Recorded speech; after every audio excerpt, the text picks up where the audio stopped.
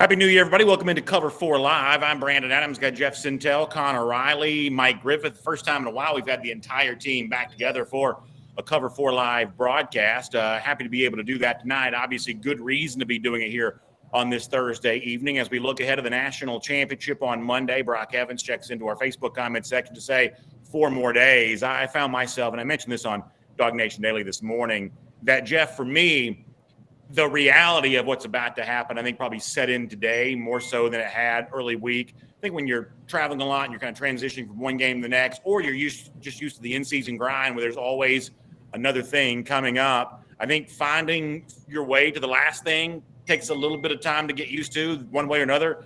This is the last game that Georgia's going to play in 2021 on Monday, taking place here in the early stages of 2022. The reality that a national championship game is about to take place, Jeff, for me, I think that became quite real in my mind here this morning, and still feeling that way here tonight. Brendan, I think the word you nailed there was reality. I mean, we all had our thoughts on this team and this program coming into the year, and most thought if you make the playoff and maybe if you make the national championship game, that's certainly a bona fide success. But no matter what anybody out there thinks about a rematch and how they're going to stop Bryce Young and get to Jamison Williams and pressure and all that, folks, Georgia's playing for a national championship on Monday, and I think that's a lot of loss. That's lost on a lot of folks that hadn't happened quite a lot around these parts, hadn't happened quite a lot, and since some of these panelists have been alive. So for me, everybody's going to go in this thing and think this and that and the other, but Georgia's going to put the ball on the ground on Monday, and they're going to have a chance to win a championship when that game's over, and it gets me really excited. So one of the ways I want to preview this tonight, and it's always kind of fun when we do this, is to give some bold predictions for the game. Coming up in a moment, I have a very specific bold prediction that I'm going to make. I shared this with some of our video audience on Dog Nation Daily today. But Connor, I want to start with you, if for no other reason than I can always depend on you to follow the premise of the topic. So let me have a bold prediction to get things started here for what you expect to unfold Monday. Connor, on Monday night. Muted. There you go. Monday night, which classifies as a bold prediction because he only has, I believe, 2.5 sacks on the season. But I thought he was great against Michigan there. There's some questions about the health with the right side of this Alabama offensive line. And I think Nolan is a guy who has played at his best in biggest games this season. You think the Florida game, you think that the Michigan game there in the college football playoff semifinal. I think he's a guy who has a chance to make a real impact on this game on Monday night. So my bold prediction, give me Nolan Smith with 2 sacks in the game. That is a great bold prediction, and it's a great way to get it started. And Mike, for me, to see Connor's prediction come true would certainly feel poetic in that I don't know that anybody spoke more forcefully this week than Nolan Smith did about what a national championship would mean for him personally, what it would mean for Georgia. Nolan, I think, has had a very good second half of the season, if not a very good Georgia career, but certainly he's been, quite effective here as of late, I would say. And if he is able to follow up what was as powerfully voiced a narrative as could exist about, the opportunity to break this drought and win a national championship, if he could follow that up with the kind of statistical performance that Connor was just mentioning, that'd be quite a night indeed for Nolan, and the kind of thing that could very well be the difference between winning and losing, because we know how absent that pass rush was the last time these two teams play. Yeah, they just couldn't hit home, 8 quarterback pressures, but no sacks. And I guess the trade-off is you get great postseason play for Nolan, but you might have lost him because I think you might go pro now with these last couple performances, especially if Connor's prediction proves correct that he has 3 sacks. My prediction is that Stetson Bennett is going to rush for 50 yards. His career high is 41. I think this is a game where Stet tucks and runs more often. When the play breaks down, instead of trying to make a play, throwing it into coverage or scramble to throw. I think this is the kind of game where Stetson puts it on the line. There were a couple of opportunities the last time they played Alabama where he could have tucked it and gained good yardage. I think so. I think Stetson Bennett, and in fact, guys, I'm just getting ready to publish a story on Dog Nation right now. I think Stetson Bennett's feet, something Kirby Smart's talked a lot about, hasn't really lived up to if you look at the hard numbers, but I think he lives up to it on Monday night. And I think his feet are going to be a difference maker for the Bulldogs.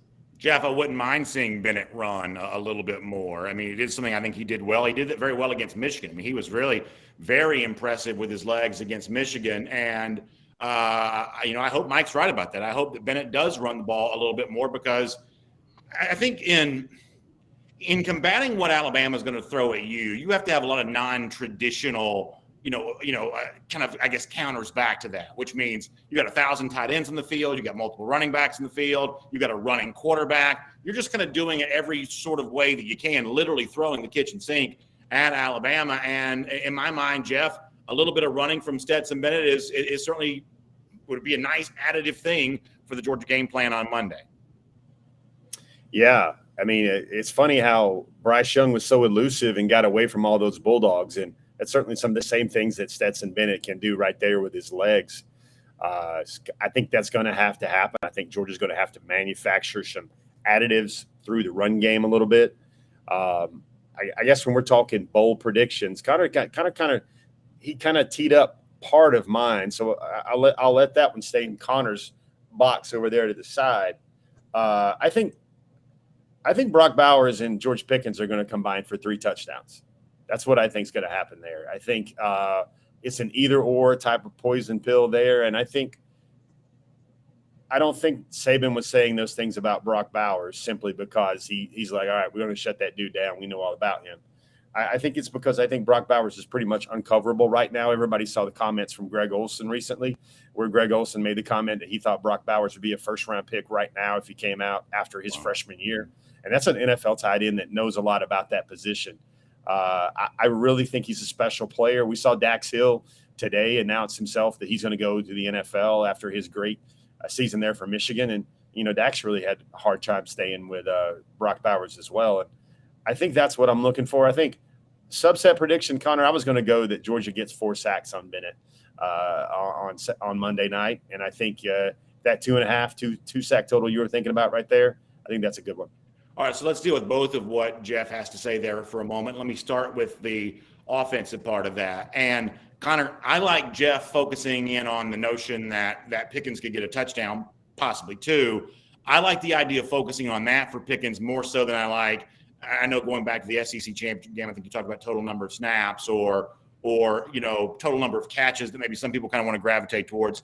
This is, in my mind, is still a guy that's been away from football for a long time, and he was clearly on the field a lot against Michigan. I think he's earned the right to try to have a chance to come up with a big catch in this game. But, I don't see Pickens at this stage of his injury recovery, at this stage of his return to football after being away for a while. I don't see him mirroring what Brock Bowers did the first time these two teams played, which is catch 10 balls.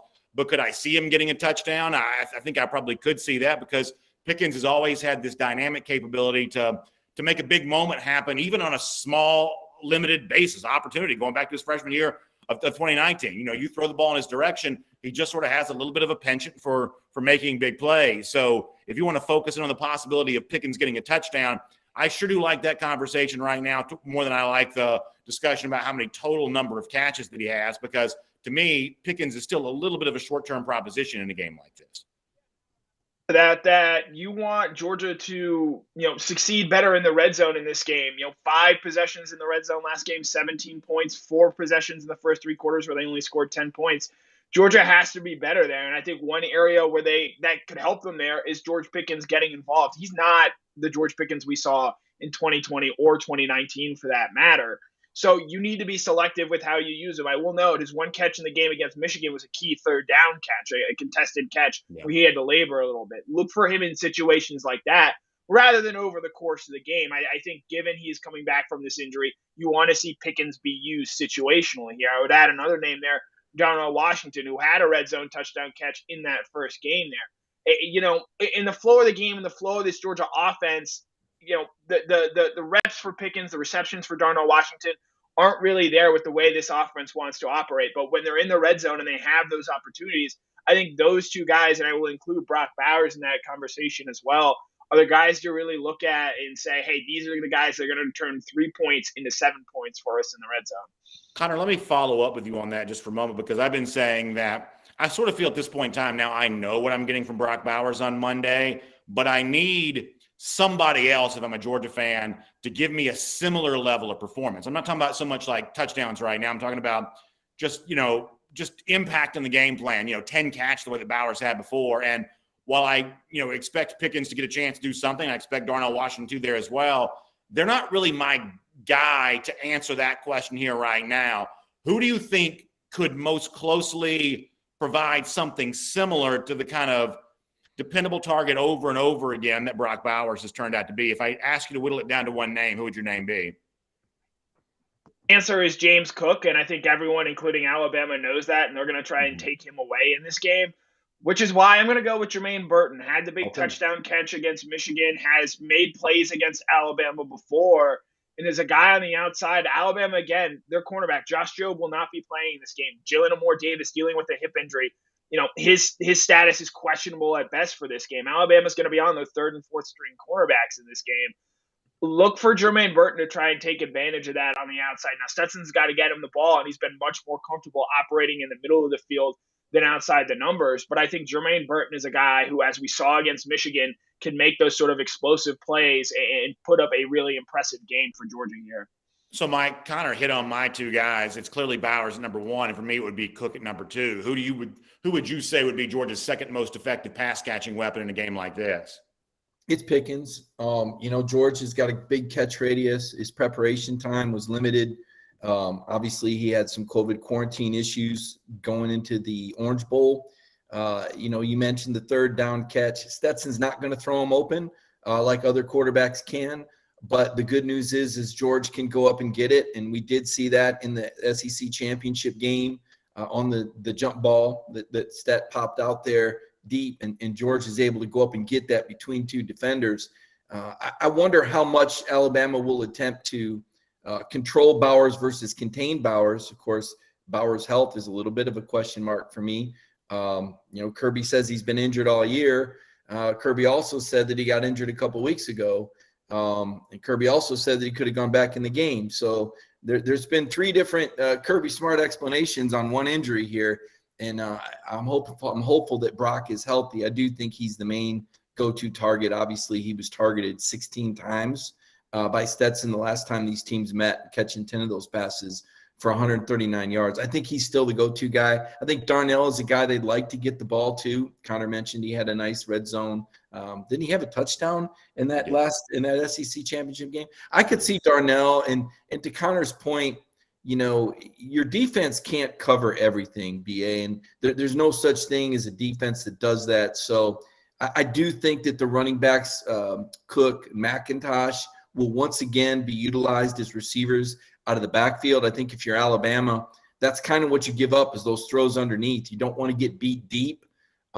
So if we were going to talk about target numbers, I would say 1 Bowers, 2 Cook, and I would say 3 Pickens. Burton's there. He can get the deep ball. And I might keep an eye on Kearis Jackson. He made a pretty nice grab over the middle, and he used to be Stetson's crutch last year. He was kind of the go-to control guy on those short intermediate passes. So those would be the 4 primaries to me. Jeff, there was some criticism in the SEC championship game of, hey, Brock Bowers has this great game. Maybe Georgia's throwing to him too much, 10 catches, as I alluded to a moment ago. Do you think it's better for Georgia in this game on Monday if Bowers has fewer than 10 catches? Jeff, you're muted. I do not, actually. I think that targets are going to have to go to Bowers because he's the guy that's going to get the most quickest and easy separation in an avenue where Stet's going to feel comfortable throwing him that ball. Let's face it, Georgia's offense. If we had a round table right now and said who's Georgia's MVP right now for the season, I think there'd be a lot of consideration that goes towards Brock Bowers. Folks, this is a national championship game.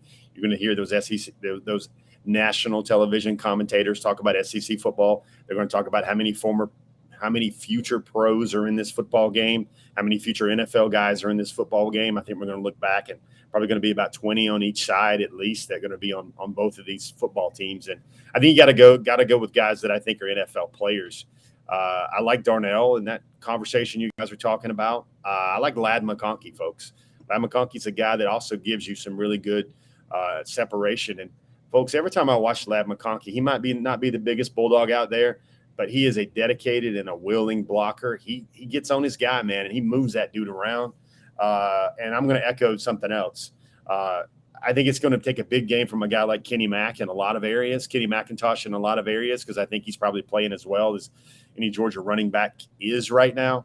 But I also think it's just got. I think it's simply put. I think it's got to be the biggest game of James Cook's career for the Georgia Bulldogs. I really think that's got to happen. Go ahead, Mike. Well, that's a mouthful from Jeff to say it's got to be the biggest game of James Cook's career when you've got a veteran like Zamir White for the short yardage and the early down runs, and Kendall Milton is a guy that could emerge. I guess I'd want Jeff to elaborate on why this game would have to. I mean, Cook had 132 total yards against Michigan. Jeff, are you saying he's going to need even more than that against Bama?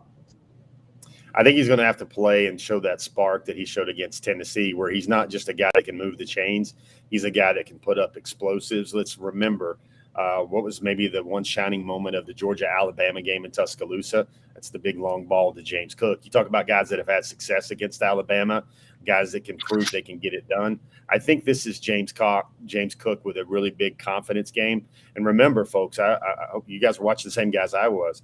James Cook was running inside a lot against Alabama and also against Michigan in these last two football games. Sets up really well because this is a stretch where Cook should be rested and healthy and ready to go and kind of take some of that pounding when these games matter so much. So let me go back to what Jeff said at the beginning of his comment a moment ago. I agree with him that, yes, I want Brock Bowers to have 10 catches again. If he could have 12 catches, I'd want him to have that because that's how good I think he is. And it goes to something that B.A. Scargan, my buddy, in the comment section brought up of you're crazy if you think Nick Saban's going to get fooled twice by Bowers, that he's going to take him away here in this game. And look, here's the thing I think you got to understand is that Saban already knew how good Brock Bowers was the first time these two teams played, and Bowers still had the game that he had. And certainly Michigan had to have been aware of what Brock Bowers is capable of doing to them. And then, first drive of the game, he's catching a wide open touchdown. The most amazing thing to me about Georgia in these last two games, even though one of them was a loss, is the fact with the entire world knowing that the ball is coming to Bowers,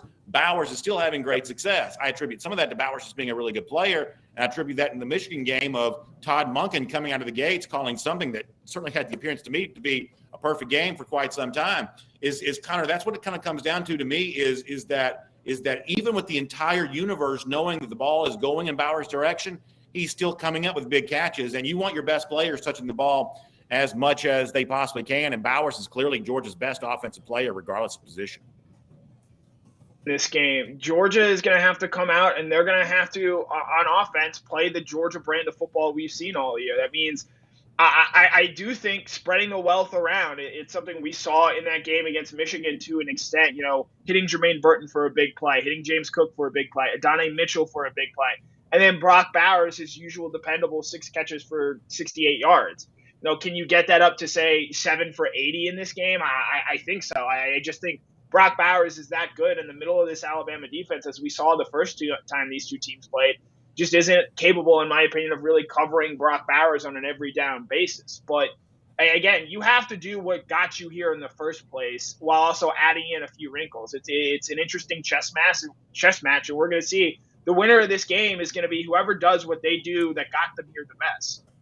Before the show began, Jeff Sintel asked us a question about, what's going to be more important, a big game from Stetson Bennett or limiting the big game from Bryce Young? And it kind of goes back into the other bold prediction that Jeff gave a moment ago, which is that Georgia would have 4 sacks in this game on Monday. And Mike, to kind of tie into Jeff's other bold prediction and the question he asked before the show began, I don't think there's any doubt in my mind that limiting Bryce Young in this game is more important than whatever you get from your offense, although you do have to have something offensively if you're Georgia. The reason why I feel that way is this, is that Bryce Young's the Heisman Trophy winner. That's clearly Alabama's strength, especially when you pair him throwing the ball to Jameson Williams. That's clearly Alabama's strength. Georgia's strength is obviously defensively, best defense in the country, one of the best defenses in recent memory in college football, if not the greatest of all time. That debate could be had. So in a lot of simple language, this game on Monday becomes about which of these two strengths, the passing game for Alabama, the defense for Georgia, which of these two strengths gets a chance to dictate the way in which this game is played. The first time they got together, obviously, was the Bama throw game that kind of dictated the tone of the game all night long. I think this time around, the path to victory for Georgia, I believe, begins with the Georgia defense asserting itself and really setting the tone for how the game is going to be played. Yeah, and that's going to start with them stopping the Alabama run. And, one of the factors is Brian Robinson is healthier than he was the last time he faced Georgia. I think he was probably 70-75% coming off of a pulled hamstring against Auburn. Certainly didn't show any effects against Cincinnati. Going for, gosh, I don't remember the final. 200 yards. Yeah. 200 yards. Yeah, a lot of that was Cincinnati had a very conducive front for rushing. They played that 3-3-5. We know that Georgia is pretty stubborn with the run game. They're going to try to shut that down. And I thought Alabama kind of got out of the run game quick because Georgia jumped out to a 10-0 lead at the end of the first quarter. It wasn't like, Georgia didn't have a lead and had to play behind all night. They didn't really. It was still 24-17 at halftime. And so to your point, Alabama, if they could, just like Georgia, they'll run it all night if they can. But if Georgia can put them in difficult down and distance situations, same way for Alabama, it kind of becomes which quarterback can do the most on, 3rd and 7, 3rd and 8. Is it going to be Bryce Young able to complete those passes, Brandon? Will the Georgia defense get to him? Will the 8 quarterback pressures turn into the 7 sacks that they had against Michigan? And then conversely, will the Alabama defense confuse Stetson Bennett enough to sack him more? They had 3 sacks on him last game, or produce more interceptions. They've had 5 in 2 games against him. So, that's where the 3-dimensional chess is at. And to your point, the more they can get Bryce Young on the run and throwing the ball, I still think the better, because I don't believe that Georgia's going to have the breakdowns that they did the last time. I think they're going to simplify. I think with Mechie out, the Alabama pass offense isn't as dangerous. I think they'll compensate some, but, Mechie was a guy with 96 catches. I mean, imagine if Georgia lost Brock Bowers. That's the extreme that Mechie meant to that pass offense. And Jeff, your bold prediction a moment ago was 4 sacks for Georgia on Monday. Sounds good to me as a UGA fan. I got to tell you, though, if it's less than 3, I don't know that Georgia wins. So it's a bold prediction, and that's a nice looking number, but much less than that. And I think you're talking about, national runner-up as opposed to national champion for UGA, unfortunately. Yeah. Guys, I feel like I've been on the road for forever, but when I've been on the road, I've been talking to a lot of football people, a lot of football men, coaches, guys that, consult with a lot of these schools. And, the one thing that came up through repeated kind of discussions was, first of all, Chris Smith, a healthier Chris Smith, I think is going to be huge for maybe giving Georgia a little bit more coverage ability to where maybe those hurries turn into sacks, because they'll be able to shadow guys, especially a healthier Chris Smith a lot. But, one of the things it was pointed out to me, and I had to go back and watch, was that Georgia, after really a whole season long of just trying to beat the man in front of them on the defensive line, and I mean, just kind of whip the man in front of you, just beat him. I thought that was very much the game plan. If you look at through Georgia's 13 games this year, the first 12 games, that's what they did. But for Alabama, you saw a lot of exotics. You saw a lot of, misdirections. You saw a lot of stems. You saw a lot of twists. You saw putting their guys on the move, slanting things, because that's where they thought they had to beat Alabama. And that's a really tough recipe. Number one, from a player perspective, you got guys that are doing something differently than they've done all along, and they've got to have buy-in on a kind of a different scheme where Georgia had so much movement up front. And I think you had a lot of busts because of that. I think Georgia, look what they did against Michigan. They didn't need a lot of that stuff. Now, maybe that's because you do feel schematically you need to do those things to get home against Alabama. But it's about giving your players the chance to play fast and comfortable and confident.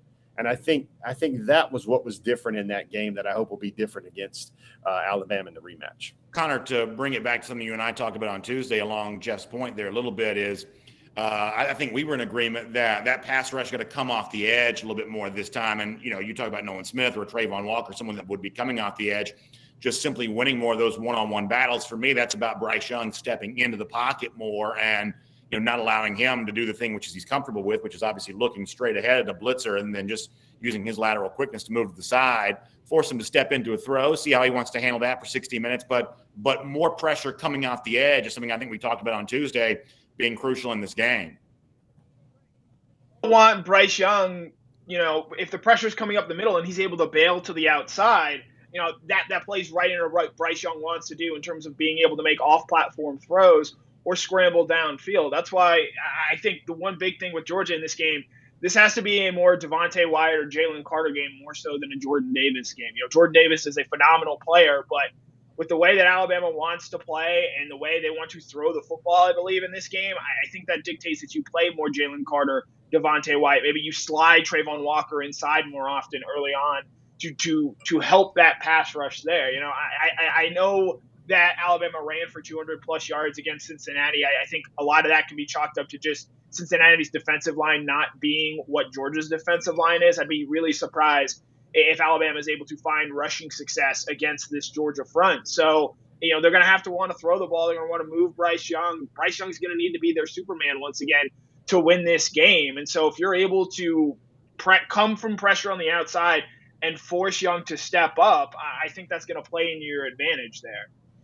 All right, let me give you my bold prediction here for a moment. I kind of gave this to our audience at the end of the video show today. First of all, I believe that Georgia's going to win. And when it does, here's what I think is going to happen. The post-game hand, there you go. Feel free to answer that so I can move on with the show. In the post-game handshake, Nick Saban is going to pull Kirby Smart close. He's going to give him a big old handshake and a big old hug. And then in the post-game press conference, Nick Saban will speak glowingly about Kirby Smart. And he is going to, in light of the potential fear of the old man ran off the national stage by the young lion, he is going to try to reestablish himself as the mentor, Smart as his protege. He's going to talk all about how proud he is for Kirby Smart and all the things that he taught Kirby Smart over the years. In short, simple language, Nick Saban is going to try to take some credit for Georgia's national championship on Monday by trying to cast the narrative that he taught Kirby Smart everything that he knows. Hear me now, believe me later. This is going to play out on Monday night if and when Georgia wins, that Nick Saban's going to try to recast himself as someone who's a mentor to Kirby Smart when deep down we know Nick Saban doesn't like Kirby Smart very much. That is my bold prediction. Watch when that happens as Nick Saban tries to hop on the narrative here and bandwagon jump. Connor, you're giving me a thumbs down, but this is what's going to happen. Bold prediction that has no bearing on the outcome of the game. We need bold predictions for this game. We're not talking about what is said or what happens after the fact. There's no parameter on a bold prediction. And if anything, I'm giving you the most specific bold prediction of all. I'm describing in matter-of-fact detail exactly how it's going to play out. Mike, tell Connor I'm right about this. I'm going to defer. This is a tough one, BA, because I can kind of see where this is going. One of my predictions is that at some point during the game, Brandon is going to tell me to stop talking about Georgia winning, because every time they get a lead and I start talking about Georgia winning, Brandon will say, please don't. And this time, Brandon, I'm going to pledge to you that I will not jinx Georgia if they get a lead, and I will not mention them winning in the press box. Yeah, very, very frequently, Mike and I are sitting together in the press box. And listen, I am very dignified in the press box. I sit there with the rest of the coastal elites, and I act like a professional in the press box. But obviously, I have an emotional interest in the game that the typical, sports writer who's obsessed with semicolons that he doesn't quite have. So, when Mike starts, first of all, listen, I love him. I'm saying this to his face right now. He's got a hot take after every single play. After every single play, he's got just a quake take scorcher to give you. That becomes a lot to deal with. And then it's, if something bad happens, then, everything's over. Georgia gets a 3-point lead. Go ahead and, get the champagne on ice. This game's over with. And for someone like me who's been living with this for 40 years, that is a lot to deal with. So, Mike, I'm going to actually hold you to this because I'm assuming we will be sitting side by side with each other, that you will not be popping champagne corks on Georgia's behalf at halftime here, just given the recent history between these two teams, if for nothing else. I've learned my lesson, Brandon. I've learned my lesson. On a more serious note, by the way, G. Great's Bama Boy in the comment section, he's a Bama fan, of course. He says that I'm wrong, that Nick Saban treats Kirby Smart as if he was his son. Jeff Sintel, there is no way that's true. Nick Saban does not like Kirby Smart. Nick Saban subtweets Kirby all the time. I'm telling you right now, Nick Saban is not like Kirby Smart. There's not a part of him that likes Kirby Smart because Kirby Smart makes him nervous. Nick Saban, all this praise that he's always doing of Lane Kiffin and all these other assistants that he's had, all of that is a subtweet of Kirby Smart, the one guy who knows, who really does threaten his dynasty. That's the way that Nick truly feels about Kirby, and he doesn't like him because of that, because Kirby's got the one thing that Nick Saban can never regain, which is youth and vitality. So, oh my gosh, youth and vitality too, man. You're not going to talk about the type of hair Sports polish writers. or anything else? He talks about hair polish. Oh, wow. He's obsessed with semicolons. He's got a deeper, dictionary and syntax than anybody. I mean, he's right up there with the coastal elites. He tries to pretend he's not. Listen, you sit by enough of these coastal elites, some of that's going to rub off on you. That fancy talk's going to rub off on you eventually every now and then. But bottom line, Jeff, do you think that Nick Saban likes Kirby Smart? Fancy talk. Well, first of all, you got me thinking, does Nick Saban have a burner account on Twitter that we don't know about? I mean, I know you're speaking with subtweets and you're speaking figuratively and not literally there, but Sure. Who does he like? Can you tell me who he actually He likes Lane Brandon? Kiffin. He likes Lane Kiffin because Lane Kiffin's is subservient to him. I mean, he likes Lane Kiffin because Lane Kiffin's his lapdog. That's the only former assistant he really likes. He doesn't like Jimbo. He doesn't like Kirby. These former assistants that are actual threat to him, he doesn't like them. If anything, Brendan, I think Nick Saban doesn't like the football team and program that Kirby's assembling more so than Kirby himself. I'm still stunned we didn't get a bold prediction from one of you guys. Maybe it's that gentleman up there right above me. That I was expecting him to boldly predict that Georgia, due to an injury or what have you not, they have to come off the deck with their backup quarterback in the second half, and he rallies them to a championship, much like the Saban script of years gone by. Well, hold on. Realistic one, before we get to that, realistic one says it's the first time they've heard me just speculate and not use evidence here. But there is plenty of circumstantial evidence on this. And I don't want to get too deep in the weeds on this, but Nick Saban acted as a source for an ESPN.com story earlier this year about how great Lane Kiffin is. Like Kirby Smart would not act as a source for an ESPN story about Sam Pittman, one of his former assistants. That's just not what you do. But Nick Saban's more than happy to do that because I think he wants to shine the spotlight on guys like that and away from guys like Kirby Smart. But that's too deep in the weeds. Nonetheless, what did you want Mike to respond to, Jeff? I'm sorry. Say it again. No, I'm still just the coastal elite conspiracy theory you got going there. I mean, I think there's going to be an Oliver Stone movie about it shortly, Brandon. I'm waiting. No, this is really not that big of a conspiracy. It's fairly obvious based on years worth of circumstantial evidence that Nick Saban is not like Kirby Smart. Heck, you talk about conspiracy theories. It's the Alabama fans are always talking about Kirby Smart stealing the recruiting board or whatever it was they're accusing him of doing. I mean, it's the Alabama fans the ones that started this. So there you go. By the way, before the show began, Connor Riley brought up who's got the most legacy at stake in a game like this. Let me kind of transition that topic by saying this. I don't think there's any doubt in my mind that the person who has the most legacy at stake in a game like this is actually Nick Saban himself, and I'll tell you why. If Kirby Smart doesn't win now, he's got, God willing, good health, good personal decisions. He's got 2 more decades of potential coaching opportunities to win championships. And that's not supposed to make a Georgia fan feel better about this loss on Monday, but there are a lot more potential bites of the apple coming up in Smart's career. However, once Saban loses the cachet that he currently has right now, you can never go back and get that back again. This notion that he's somehow impenetrable for these former assistants, and yes, Jimbo Fisher became the first former assistant to beat him earlier this year, but on a national stage like this, to have, sure enough, a former protege like this build the kind of team in very short order, by the way. Smart's only been a head coach since 2016. Compare the first 6 years of his head coaching career to the first 6 years of Nick Saban's coaching career. I think it tells the story of how successful that Smart has been. Connor, if you're talking about Nick Saban losing to his former lieutenant so quickly into Smart's tenure as a head coach, I think that's the kind of thing that doesn't tarnish the Nick Saban resume, still the greatest coach of all time, but it certainly adds an addendum to that doesn't currently exist. For me, there are 2 obvious names that stick out here, but one of them is, in fact, Nick Saban, because let's say they do win on Monday. Certainly not out of the realm of possibility. I think they have the 2 best players in the game, and they have the best coach in the game. What's the one thing that really we've never seen done at an NFL level or at a college level? That's a three-peat. Regardless of what Georgia does, if they win on Monday, it'll be a great celebration. Alabama is going to be the number one team in the country to start next season. They're going to be the favorites to win the national championship. And so exists the possibility here for Nick Saban and for this team, a young Alabama team, something Jeff has brought up time and time again. The best players on this team are freshmen and sophomores. If you win, if you're Nick Saban on Monday and you win, you're looking at the possibility of a three-peat, which puts you in the all-time pantheon. You think of those great Bulls teams, those early Lakers teams, a true transcendent dynasty across sports. That exists for Nick Saban here.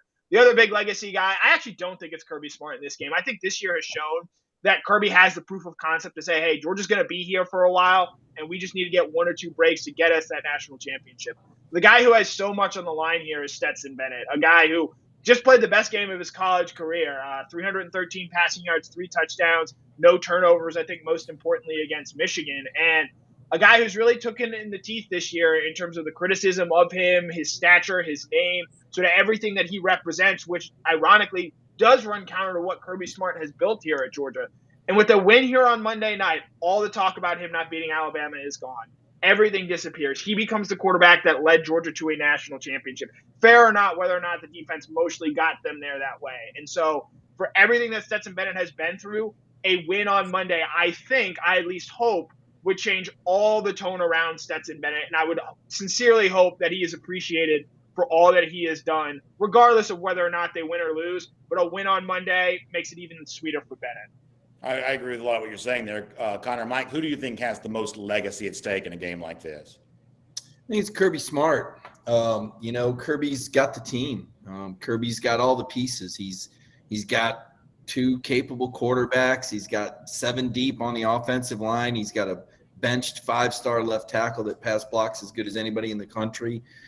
He's got 4 running backs to choose from. He's got 6 receivers. He's got 2 dynamic tight ends, one that runs great routes like George Kittle, another one that's 6'7", 285. He's even got a veteran like John Fitzpatrick. He's got 5 first or second round players in the front 7. He's got the cornerback that was rated number 1 in the country in the 2020 class in his second year. He's got a guy that's played in a national championship game and beat Alabama at the other corner. He's got a guy in Lewis Seen that's a second, third year starter, and he's got a healthy Christopher Smith, who's a 5th-year player. What more does Kirby Smart need, guys, to win this football game? Georgia has everything they could possibly want. He's got facilities in 6 years. He's got the highest recruiting budget in the nation. I'd say he has the best recruiting writers in the country. Jeff Sentell, by the way, with a really good Stetson Bennett picture that's on dognation.com if you want to take a look at that. I just don't know when Kirby Smart is going to have more pieces in place and play an Alabama team that's reloading to the extent of just having lost 6 first-round picks. It doesn't ever get any better than this for Georgia to win a national championship. And if Kirby doesn't do that, then the all-in is no longer all-in. As Sentell has told us, the portal will be busy, win, lose, or draw. The quarterback questions completely unsettled. We ought to start, picking numbers like guessing babies' weights, trying to figure out who the quarterback. We don't even know who's coming back next year out of this room. So I think everything is on the line. I think the model has changed. I think there's big questions for Georgia football ahead because now it's a matter of NIL. I don't know who the corporate sponsors are. I see Aaron Murray trying to hustle some money up on the side for some players' lounge. You need to have some corporate sponsorship to bring the heat and get these players. I'm told Texas A&M spent $31 million on this portal.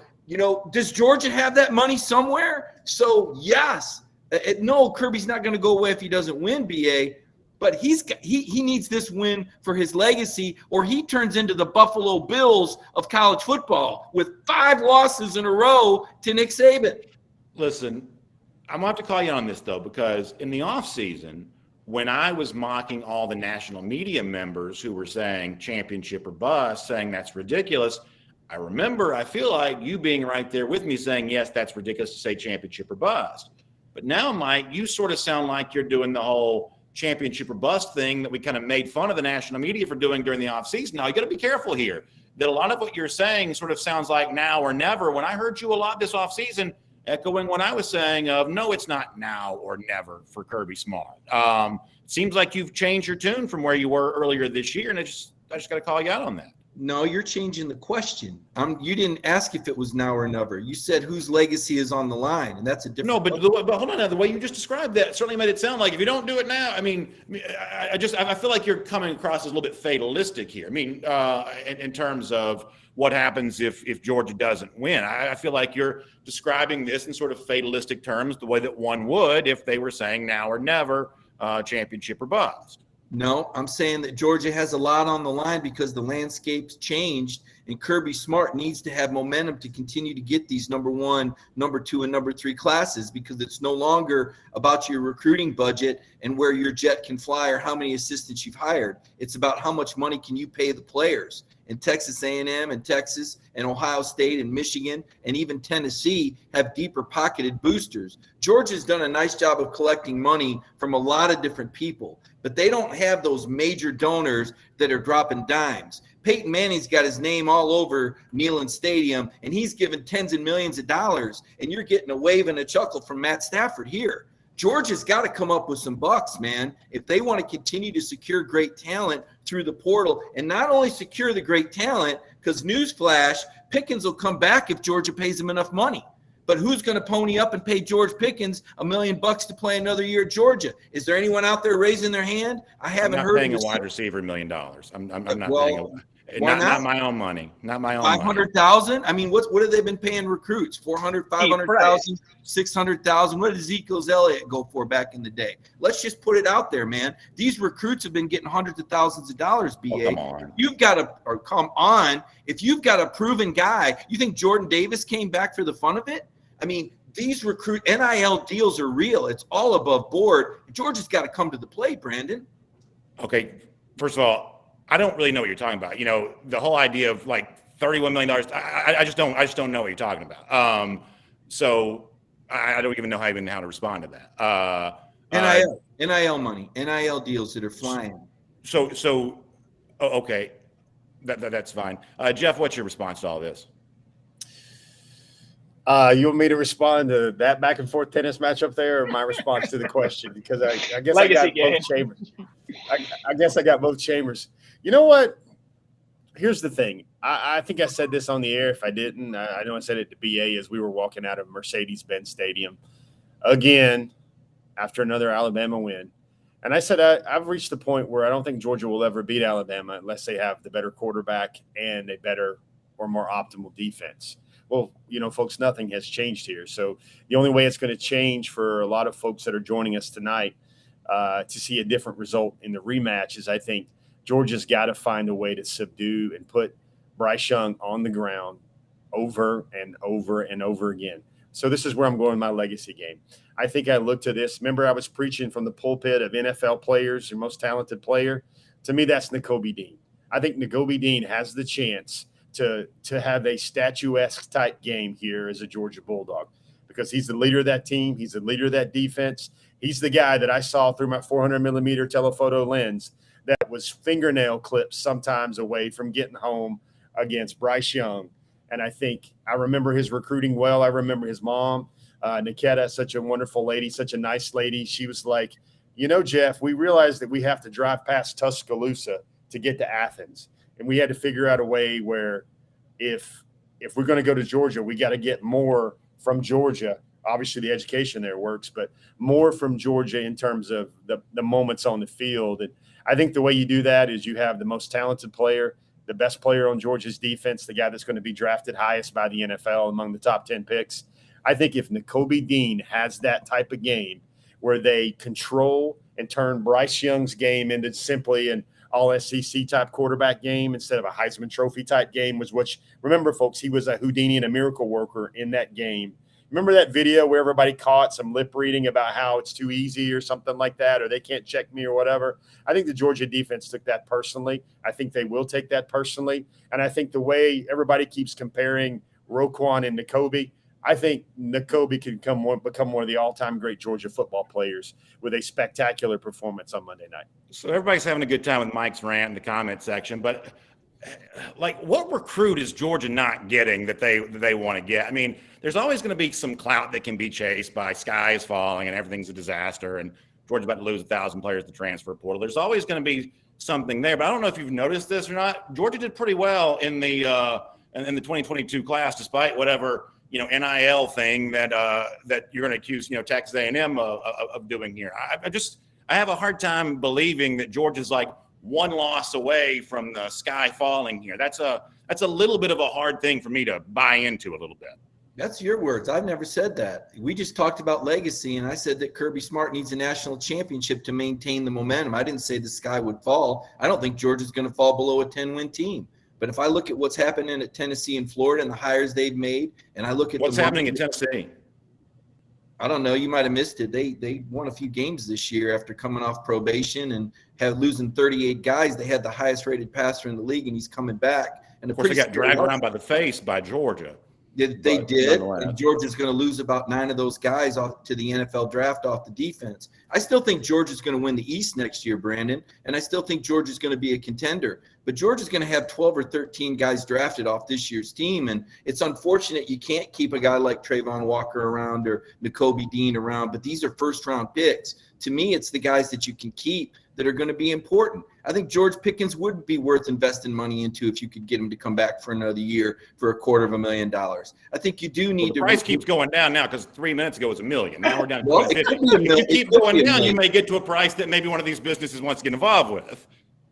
Are you trying to say, Brandon, that money's not involved in players returning for another year? Or you keep changing the question? I mean, yes, first you asked me who the legacy was. Now you're trying to say that I'm saying the sky's falling. I'm not saying that at all. All I'm saying is this game is important to Kirby Smart's legacy. If he wins a national championship, he'll have a lot more momentum than if he doesn't. And that nowadays you get what you pay for, whether we're talking about college football or college basketball. They're driving Porsches up there at Kentucky if you play basketball. And down here, the Georgia basketball players can't get a used Pinto. So, I mean, it's where you put your money. It's where you put your priority. And Georgia football has to figure out a way to compete with the Texas oil money. This is really happening at A&M, Brandon. That's very real. That $30 million of NIL money, that's a real thing. Jimbo Fisher doesn't mind telling you. And the resources there are unbelievable. And Alabama's been doing it for years. So just so I'm clear, just so I can understand here, you think that Georgia needs to be afraid of Texas A&M? I don't think they need to be afraid of Texas A&M, but you're recruiting against them. You lost a great receiver to Missouri, and it wasn't just because he likes the Tigers uniforms better. You've lost players to A&M. They've become a threat. We saw Florida come in and scoop up a guy that I thought. What player did Georgia lose Texas A&M? We did a live interview, for goodness sakes, of a guy committing to, what was it, Florida? I mean, things are happening. The ground is shifting, and money is a factor. And I think so. You're seeing problems in Georgia's recruiting then? No, you're saying that. I'm saying that there's other. I'm trying to figure out what it is that you're saying. See, this is the thing. It's like it's all this like scary language on the one side, but then when I try to get some clarification on it, it's sort of backing off on that. The clarification is that Kirby Smart's legacy is on the line because he has a national championship game. It's the 5th time he's played Saban. He's 0-4 against him. If he goes 0-5 against Nick Saban, yes, that will hurt him. They won't have the same momentum as if they win. This is really simple. If Georgia wins, Brandon, good news. If they lose, not as good news. Well, I certainly agree with that. Hey, Brandon, let me jump in here because this is a subject that I should have a whole lot of institutional knowledge about. Georgia will never have a problem getting the right players to win championships in Athens. Point blank, period. These guys that are coming in here right now, 2 or 3 years from now, they're going to be playing for a national title, and they will be better than this bunch that is right here going to play for one on Monday. Point blank, period. Georgia will never have problems getting players in Athens. It'll be quarterbacks, it'll be coordinators, it'll be play calling, it'll be all that. It will never be a problem about the players as long as Kirby Smart is the head coach. Connor, what do you think? Back to the legacy talk here. I agree with Jeff's point on the Kobe Dean there. I think he's got a spot on the Mount Rushmore at Georgia. Yes, obviously this game means a lot to Kirby Smart. Anytime you're in a national championship game, it means a lot. And you can look at Ed Ogeron, how quickly, or even to say a Dabo Sweeney, of how quickly, you're in these situations and then you blink, you make one bad quarterback evaluation, your staff's rated, and you're trending in a different direction. So yeah, obviously this game means a lot to Kirby Smart, but at the same point in time, they're going to continue to recruit well. They had the worst year under Kirby Smart since he really got things rolling last year, going 8-2, losing in embarrassing fashion to Florida and Alabama.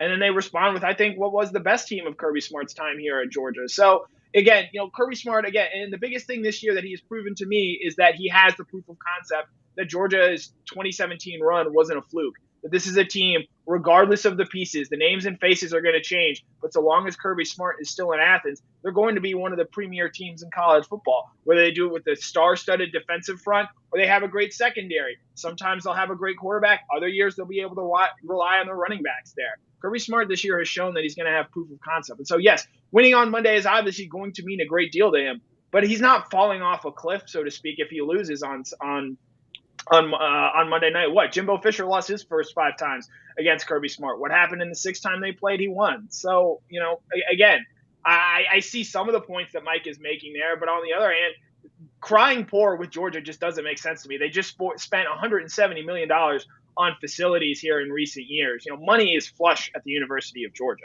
And I guess my only final point is, and then I do want to get to another topic before we leave, is things have never been better at Georgia than they are right now. Not in any kind of modern age that I've been alive to remember. That's on the field, it's in recruiting, and it's everything else. And yes, there are all kinds of things going on in college football right now, but Georgia is in the midst of navigating all of that just fine. And yeah, you hear about, well, I heard so-and-so got this, and I heard so-and-so got that. Frankly, I haven't seen any really truly substantive reporting on any of this yet. There's all kinds of motivation by players' parents, players' street agent, guy who just wants to sound like a big shot booster.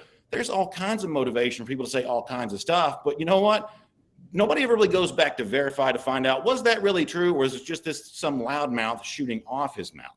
The point is, whether it be the fact that Georgia's playing in a national championship game, the fact that Georgia is in the midst of putting together elite recruiting class, one right after the other, it'd be nice just for all of us just to be able to enjoy that without somebody always having to try to stir the pot about what scary thing lurks right behind the corner. Will Georgia have a player transfer or 2 or 10 at the end of this season? Probably so. There's an average of 11 per team in the transfer portal right now. But guess what? I'm not scared of it. Whether Georgia wins or loses, Georgia's going to be set up for success next year and in 2023 and in 2024 and until the foreseeable future. And that's my only point here is there is nothing right now for Georgia to be scared of. No matter how much the landscape's changed around college football, I don't know if you've noticed it, but Georgia, both on the field and in recruiting, is handling it all pretty well. They really are. And it's amazing that what Kirby's done in 6 years. Like I said, the facilities are top level. The coaching staff, unfortunately, Dan Lanning's moving on. I think he's a pretty key piece, but I feel good about Glenn Schumann being there. So I feel like the staff is in place. I think you return an incredible offensive line. Depending on which quarterbacks stick around, you could have some very good receivers coming back. You're certainly loaded at running back. Brandon, I'm not suggesting that Georgia football is going away. What I'm telling you is that the game is changing with NIL. And it used to be facilities, coaching staff, being willing to invest in recruiting and staff members and assistants. And Georgia did all that. But the game is changing now with the NIL and the transfer portal. I think Georgia is well equipped to handle the portal. I think Kirby does a great job with evaluation. It's clearly a popular destination for quarterbacks. I think people realize that Kirby and Georgia have put a lot of guys in the league. All I'm saying and pointing out is that a national championship win, to me, seals Kirby Smart's legacy, makes it that much easier, to take the Georgia deal, even if this other place might be willing to pay you a little bit more. I think another loss to Nick Saban would make some people wonder, geez, can Kirby Smart ever get by this guy? And I don't want to see that happen. I still think Georgia would be a 10-11 win team. I still think Georgia will win the East the next 2 years. So I don't think the window's over, but I do think this year Georgia is loaded. I think we saw a great football season. I think Alabama did a nice job coaching them up in the SEC title game, and Georgia might have gotten softened up a little bit, playing the cream puffs from Charleston Southern, and the Atlanta team, that didn't do them any favors because it was such a low level of football. It was almost like scrimmages while Bama was playing these sense of urgency games. So I think that this is an important game for Georgia. That's the bottom line. I don't think they're going away. I think it's a great program. All I'm pointing out is that there's other programs that are emerging that are in better position than Georgia. Texas A&M has a lot of money. So does Texas. That doesn't mean they're going to use it and be right there next year. But with that oil money, man, those resources, believe me, that's going to make a difference. It's like a salary cap versus Major League Baseball that doesn't have the salary cap, and the Yankees can go out and buy all this talent versus a Milwaukee Brewers. Now, Georgia's not the Milwaukee Brewers, but they're not the Yankees of college football either. They're in the upper 25%, but they're not in the upper 2%. All I'll say is I look forward to reading a substantive news story from you that lays out in specific detail exactly what A&M's spending, exactly who they're spending on, exactly what they're getting for that, and by comparison, specific facts about what Georgia's not doing as opposed to whatever this innuendo is. I'll look forward to reading a specific sourced news story on you from that, because that certainly will shed some light into this conversation. But on the you got to shift gears and move on to something else. Mike, I'll stay with you here for a moment. This will be our last topic. What's one thing for Monday that we're not talking enough about going into that game? Well, let me just reference something, Brandon. You asked me for this, so I want to bring it to you. There's a published report right here that I'm looking at. The Texas 2022 recruiting class is set to cost the school's boosters upwards of $30 million in deals for the NIL when they enroll. So that's a published report that's out there, and it's perfectly legal. And I'll send you that link tonight so you can catch up with that. The thing that we're not talking about Monday. So now we're on Texas. We're Texas A&M won't go. Now we're on Texas. But either way, go ahead. No, that's Texas A&M. Texas A&M. I'll send you the link.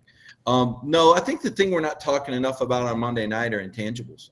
I think special teams, momentum. When I asked Kirby about this game, he said that the last, 4 meetings have all been momentum games. And I think we remember seeing Georgia leading in the first half of these games in the first quarter most recently, and then Alabama kind of getting the momentum. And I think the defenses for both teams are going to do a better job. I think that Georgia's defense is going to be playing fast, free, and easy. And without Mechie out there, they're going to be able to zero in on Jameson Williams and make things really difficult. Conversely, I think that the Alabama defense has an idea how they want to defend Stetson. And so I think special teams are probably more important than ever, because I think some dynamic plays on special teams could turn the game around. Obviously, they have before in championship level performances. So I think that intangible of special teams is something that we should probably keep an eye on. Jeff, what do you think? What's something no one's talking about enough in this game? Too much Stetson can or cannot. Too much Kirby versus Saban. Not enough. Georgia has the better team on both fronts. And Georgia also has, like we've referenced a lot of times, Georgia has the more experienced, veteran-laden team with a lot of guys on both fronts. I think those are the things that, in my mind, that stick out. And we've been covering football a long time, all of us folks here, and usually the team that's better up front on both sides of the ball usually wins these games. Connor, how about for you? It's really taken over the sport right now with how much they've done this year. In all seriousness, I think leeching off of Jeff's last point there, Jamari Sawyer versus Will Anderson, I think is going to be an interesting matchup. Jamari's much healthier this time around. Georgia offensive line did a great job against Aiden Hutchinson and David Ajabo. Can they do that again against Will Anderson, who, quite frankly, I think is a better player than either Hutchinson or Ajabo is? I think that'll certainly be something to watch. And then the other big thing that I've harped on time and time again, red zone, and you want to lump third down in there as well. Georgia 3 of 12 the first time around. Georgia needs to execute. Against Michigan, they did a great job of getting into third and shorts the first half there. 6 of 8 on third downs. All 6 conversions were third or less. They converted all 6. The 2 that weren't, they didn't convert. And I'd point out one thing to watch there in that game against Michigan, 22 first half pass attempts from Georgia in that game. Look for them to be aggressive throwing the ball early, setting up third and short that way rather than trying to run on Alabama.